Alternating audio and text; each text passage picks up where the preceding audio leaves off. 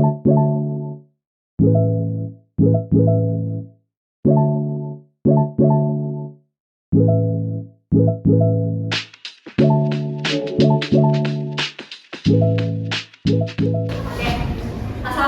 warahmatullahi wabarakatuh. Waalaikumsalam warahmatullahi wabarakatuh. Waalaikumsalam warahmatullahi wabarakatuh juga. Nah, hari ini hari Jumat. Bagaimana kabarnya hari ini? Baik. Ada yang lagi sakit? Ada. Ada yang lagi batuk, pusing mungkin ya? Kalau ibu tanya bagaimana perasaan kalian hari ini? Bagaimana perasaannya hari ini? Ada yang lagi marah? Ada yang lagi sedih? Ada. Ada yang lagi capek? Ada. Oke, lebih banyak capek berarti ya? Oh, iya. Nah, pada pembelajaran hari ini Ibu akan membahas terkait jurus 2 kelola emosi. Jadi tujuan dari pembelajaran kelola emosi adalah kita harus bisa mempelajari bagaimana kita sebagai siswa dalam menghadapi berbagai masalah, entah itu di sekolah, di rumah, atau mungkin di lingkungan teman-teman sama kalian deh. Jadi kita harus bisa menghandle itu dengan cara seperti apa, supaya ketika kamu dirasa sedang emosi, kita tidak menimbulkan perilaku yang negatif. Oke, bisa dipahami? Bisa. Hari ini masuk semua? Masuk. Oke, sebelum kita mulai pembelajaran hari ini, kita akan coba main mini games dulu. Bisa ya? Bisa.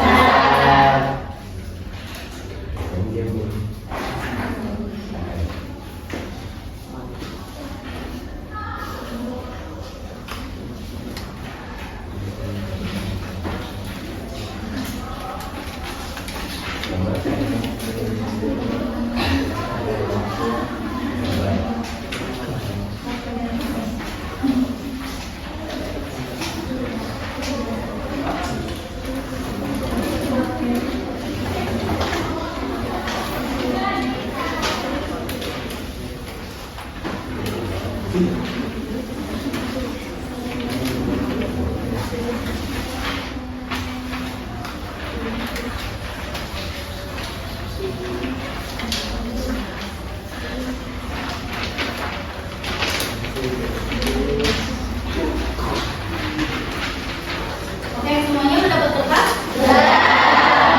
Jadi, media kertas ini adalah nanti sebagai sarana untuk menyampaikan emosi kalian. Jadi, Ibu akan bacakan cerita pendek. Ketika kamu merasa marah atau merasa kesal pada poin-poin tertentu, silakan diremet kertasnya. Boleh ujungnya aja, misalnya kalau kesalnya kecil, boleh berarti diremetnya kecil aja. Tapi kalau misalnya ada momen kamu kasihan dalam cerita itu, kamu boleh terus kertasnya. Jadi paham? Bisa.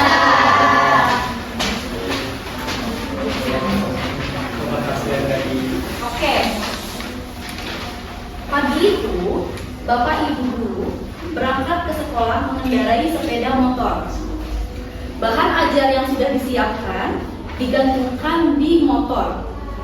Namun, beberapa meter sebelum sampai sekolah, motor mendadak mogok karena kehabisan bensin. Dengan susah payah, Bapak Ibu guru mendorong motor hingga sampai ke sekolah. Sesampainya di sekolah, hampir semua murid datang tepat waktu. Namun, belum sempat suasana stabil, salah satu murid kita bernama Andi masuk datang ke kelas secara terlambat. Ia hanya menunduk sambil berkata, "Maaf ya Bu, saya telat." Pelajaran pun dimulai. Namun, saat akan menggunakan bahan ajar yang sudah disiapkan, Bapak Ibu itu tersadar bahwa bahan tersebut sudah tidak ada. Dicari ke sana kemari, tapi tetap tidak ditemukan. Dengan terpaksa, Bapak Ibu guru tersebut melanjutkan aktivitas mengajar seadanya. Bayangkan, yang tadinya sudah direncanakan pembelajarannya akan seseru itu, tapi tiba-tiba buyar.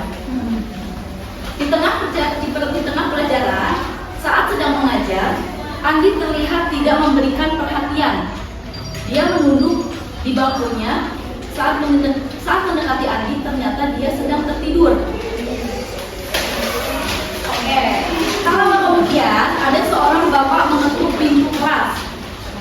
dan menghampiri ibu guru dan bapak itu berkata, "Saya pamannya Andi. Sebetulnya Andi sudah 3 hari di rumah sakit karena menunggu ayahnya yang sedang sakit. Meski kurang tidur, tapi Andi selalu memaksa ingin sekolah karena tidak mau meninggalkan pelajaran. Sekarang saya izin mau jemput Andi karena ayahnya masuk ICU." Oke. Paman Andi juga mengeluarkan sebuah bungkusan dari tasnya.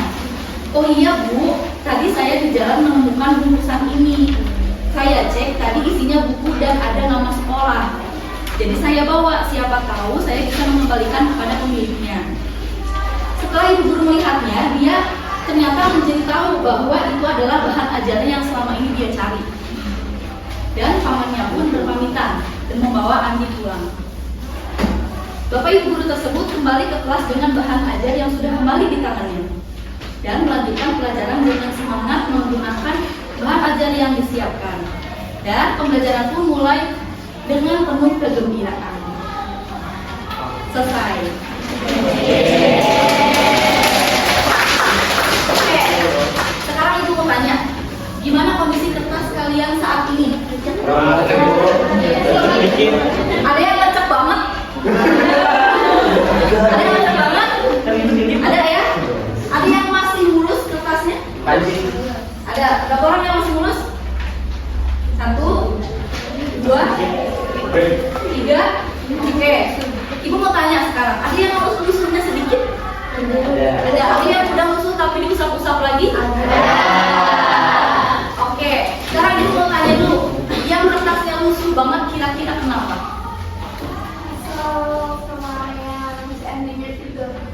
Oke, jadi kamu kesel karena pas tahu di momen Andi tidur di kelas. Ada lagi yang lusuh banget? Ada ceweknya? Atau yang lusuhnya sedikit? Ada. Siapa? Sok. Apa? Pas mobil gurunya bensinnya habis. Jadi kamu merasa empati dan juga berarti ya dalam keadaan itu. Kalau yang nggak lecek sama sekali, siapa? Boleh. Kenapa nggak lecek? Karena pas si Aninya telat, kan kita nggak tahu telatnya karena apa. Oke.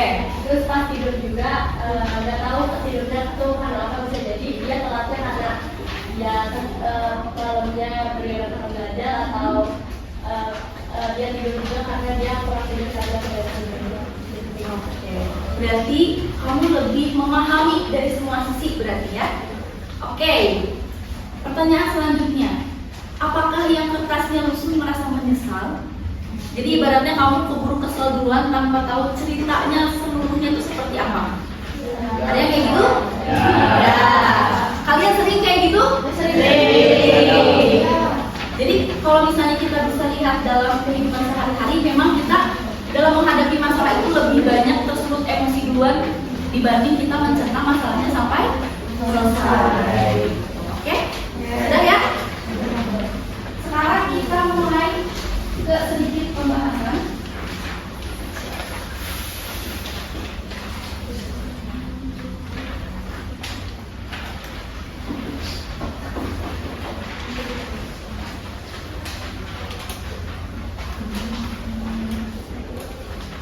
Oke. Pembahasannya singkat aja.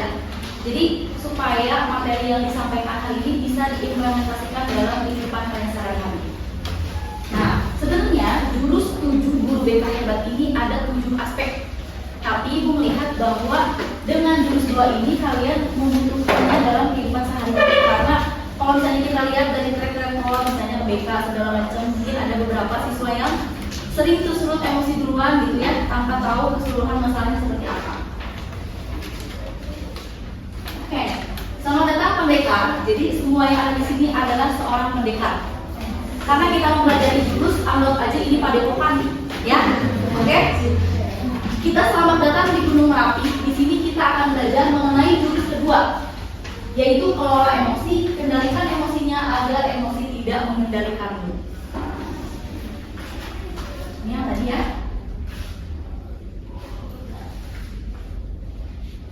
Oke. Kenapa mengelola emosi ini sangat penting diterapkan di sekolah? Yang pertama, karena dengan kita lebih memahami memahami bagaimana sosial emosional kita bisa menyadari diri sendiri. Sehingga misalnya contohnya saya bisa mengenali emosi saya seperti senang, sedih, takut, malu, khawatir. Nah mungkin kebanyakan siswa itu nggak paham dengan perasaannya. Jadi yang kamu tahu mungkin saat itu kamu marah, padahal kamu sebenarnya lagi sedih. Mungkin karena kamu malu, kamu jatuh dilihatin sama teman. Jadi kamu hanya menampakkan emosi marahnya aja. Pernah ngerasain gitu? Lalu yang kedua, sebagai media untuk mengelola diri sendiri. Contohnya, saya tahu caranya untuk menenangkan diri saya saat marah. Selanjutnya, pembelajaran sosial emosional ini berpengaruh pada saat kalian mengambil keputusan dalam bertanggung jawab, tampil berrelasi, dan juga peduli sosial. Jadi, dari ketiga aspek ini akan membantu kalian untuk memahami keputusan yang diambil itu apakah tepat atau tidak pada saat kondisi kalian sedang emosi. Lalu, ketika kamu menjalin pertemanan dengan memahami sosial emosional ini, hubungan pertemanan akan menjadi lebih sehat. Jadi kamu bisa lebih mengerti bagaimana keadaan teman kalian di sekolah. Misalnya ada yang lagi sedih, ada yang lagi capek, terus mungkin sering lihat temannya kesiangan, tapi ternyata dia bantuin dulu orang tuanya di rumah. Sering ya kita lihat seperti itu. Selanjutnya, self awareness dalam mengenali kata emosi. Kalian pernah lihat roda emosi seperti ini? Gunakan roda emosi di kelas? Di kelasnya ada roda emosi? Ya. Nanti kita bikin ya. Oke, selanjutnya boleh angkat tangannya. Kertasnya mulai disimpan dulu aja. Angkat tangannya, jempolnya di dalam. Yang empatnya boleh ditutup kayak gini. Oke. 4 jari yang menutup jempol dinamakan pawang. Oke? Pawang itu berperan sebagai neokortex yang dimana ketika si pawang ini terbuka, yang tersisa adalah jempol. Oke. Jempol berperan sebagai bunglon atau limbik dalam otak kita. Jadi ketika nanti misalnya si pawang ini udah kebuka dan tersisa limbik ini, ibaratnya kalau kamu lagi emosi, kalau misalnya kamu udah meledak banget, ini tuh marahnya udah di ujung banget. Kalau misalnya si jempol ini udah kebuka, tangan kita jadi kebuka kan semua? Iya. Nah, ketika tangan kita semuanya sudah terbuka, ini dinamakan sebagai reptilian brain. Yang dimana ketika seseorang sudah marah-marahnya banget, nah biasanya ini kondisinya kita akan meledak-ledak. Entah kamu yang tadinya marah, terus tiba-tiba pengen ngelempar barang, tiba-tiba pengen nonjok orang. Nah berarti kontrol dari si pawang dan juga si limbik ini udah tidak berfungsi. Oke? Jadi kalau misalnya kamu lagi marah, kamu ingat-ingat dulu. Kira-kira kalau kamu lagi marah, ini dengan kondisi normal, kamu lagi kesel, mulai nangis, mulai marah, berarti pawangnya udah mulai kebuka. Tersisa limbiknya. Jadi terakhir yang akan berfungsi mengelola emosi kalian adalah limbik. Jadi jangan sampai limbiknya hilang. Kalau misalnya limbiknya hilang, berarti emosinya udah meledak. Nanti kalian di rumah bisa praktekin ya. Kalau misalnya kamu lagi marah, kalian ingat-ingat aja ini. Dan kalau misalnya kamu udah marah banget, kamu lihat tangan kalian sendiri, berarti kamu sedang menjadi dinosaurus. Oke? Nah ini pernah dilihat ya videonya, mungkin pernah lewat juga. Ada guru yang marah-marah gitu ya.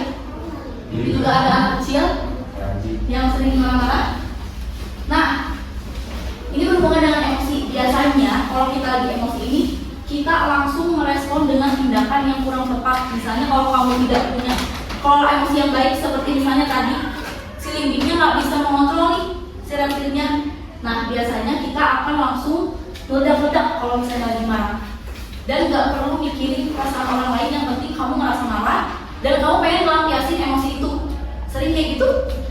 Sering ya? Nah untuk meminimalisir itu, kita harus pindah ke tahap yang kedua. Jadi ketika kamu lagi emosi, kamu ambil jeda. Jedanya nanti ada, contohnya bisa kalian ngapain aja. Jadi ketika respon tindakan yang akan dilakukan itu jauh lebih baik dan lebih berdampak positif. Nah, ini contoh pilihan yang bisa kalian ambil. Jadi namanya wheel of choice. Jadi jeda tadi itu bisa diambil dengan misalnya contohnya, walaupun kamu merasa agak salah, ya udah deh aku daripada aku keterusan marah-marah banget. Terus misalnya kamu memilih untuk ya udah pergi aja deh, nggak usah dihadapin orangnya. Kamu memilih untuk menenangkan diri, itu juga bisa. Lalu kamu bisa membicarakan dengan orang tua atau dengan keluarga tentang masalah yang sedang kalian hadapi. Terus bisa juga menggunakan iMessage, misalnya aku sadar bahwa aku sedang marah, tapi kemarahan saya ini bukan berarti menunjukkan diri saya yang sebenarnya, karena ini memang kamu sedang dikuasai oleh emosi kalian sendiri. Lalu misalnya kamu mau mencoba melawan dengan cara ya udah sih kamu diem aja, jangan kebanyakan ngomong. Misalnya kan ada juga yang marah dia gitu ya, karena sering gitu di kelas. Terus ada juga yang sederhananya kamu hitung dari 1 sampai 10. Kamu lagi marah, hitung dulu 1, 2, 3. Nah, untuk memikirkan bahwa kalian itu benar-benar marah atau enggak. Nah, hitungan 1 sampai 10 ini akan berpengaruh dalam mengelola emosi kalian. Dan nanti bisa dicoba di rumah atau di sekolah, misalnya lagi kesel sama orang. Ini semuanya bisa diterapkan. Oke. Selanjutnya, untuk mengoptimalisasi materi ini, silakan kalian membuat kelompok. Satu kelompoknya 6 orang, dan nanti setiap kelompok ada tugasnya. Misalnya kelompok 1 membuat papan cuaca emosi, jadi kamu bisa membuat papan cuaca emosi itu seperti apa sih. Terus yang kedua, roda pilihan itu kan tadi sudah ada contohnya ya. Terus emotion tracker juga menampilkan drama dan juga membuat simulasi praktik penerapan jurus dinosaurus yang tadi. Oke, boleh dibentuk dulu kelompoknya, mau jajar apa gimana? Jajar. Kalau udah ada langsung duduk terkelompok di bawah. Bikin lingkaran aja.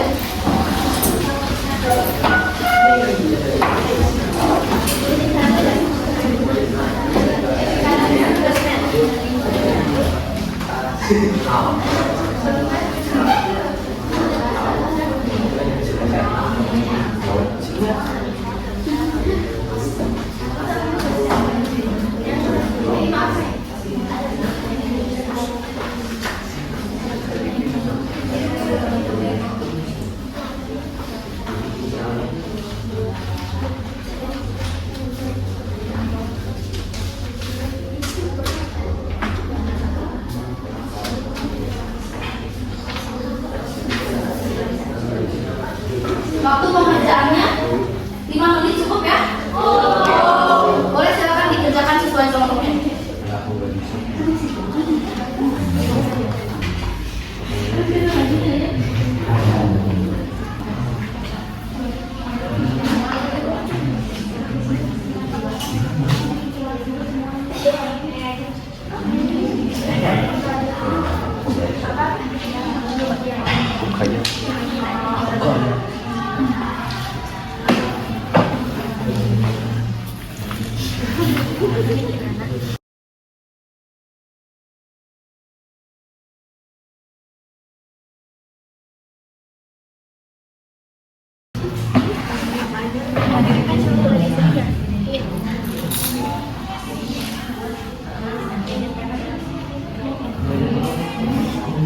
Gimana? Udah selesai? Sudah. Sudah selesai, boleh duduk kembali ke bangku masing-masing. Nyapain juga ya?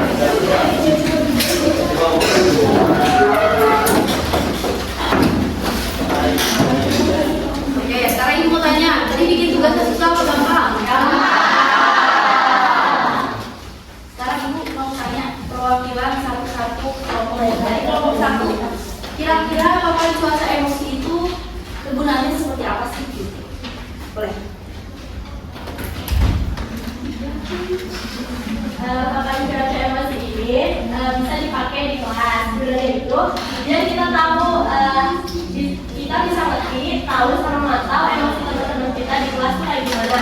Di sini ada gambar matahari yang cerah, berarti artinya itu lagi bahagia dan semangat. Terus ada kerawan yang artinya tenang, ada hujan yang artinya sedih atau kecewa, ada badai yang artinya marah atau kesal, sama ada angin kencang yang artinya cemas sama gelisah. Oke, terima kasih tepuk. Selanjutnya dari kelompok 2 tentang emotion tracker. Ini ada pilihan emosi. Di sini ada bisa dipakai di kelas. Kalau misalnya satu kelasnya lagi ngerasa bosan, bisa tuh anak panahnya ditunjukkan ke arah bosan. Nah, bisa kita ada berbagai macam. Terima kasih.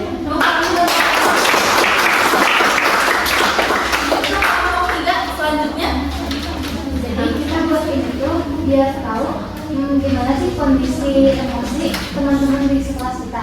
Jadi di sini ada yang gambarin emosi senang, terus emosi marah, sedih dan sedih banget. Sedih banget. buka dulu.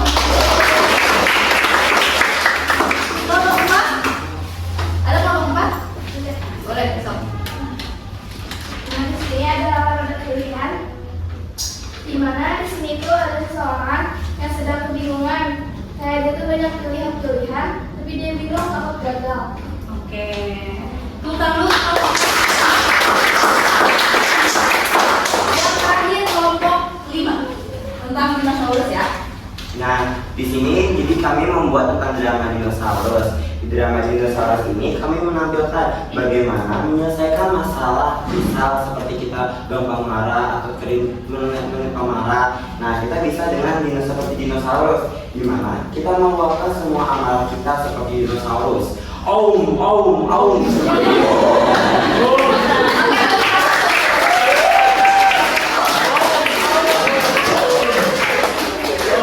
Oke, dari yang disampaikan dari kelompok 1 sampai dengan 5, jadi semua media yang sudah dibuat hari ini bisa digunakan dalam kelas. Mungkin ya, yang contoh sederhananya yang tadinya di kelas gak punya emotion tracker atau papan cuaca, nanti bisa diterapkan misalnya kalau sekretaris mau bikin itu boleh. Jadi kita lebih banyak bisa mengenal emosi teman-teman kita itu seperti apa. Nah, kegunaan mengenal emosi ini kan sebenarnya cukup banyak ya. Entah kamu bisa dipakai di sekolah atau di rumah juga boleh. Jadi orang tua kalian bisa mengontrol bagaimana perasaan kalian saat ini. Jadi sebenarnya baiknya kamu bisa mengisi itu setiap hari. Jadi akan ada rapor bulanan kira-kira dalam 1 bulan ini Zahra lebih banyak sedihnya, banyak senangnya, atau lebih banyak kecewanya. Nah, seperti itu. Jadi bisa digunakan dalam kehidupan sehari-hari ya. Ya. Oke. Terakhir, selamat pendekar, kamu sudah menguasai jurus kedua. Yang dimana perjalanan masih panjang, selamat melanjutkan perjuangan.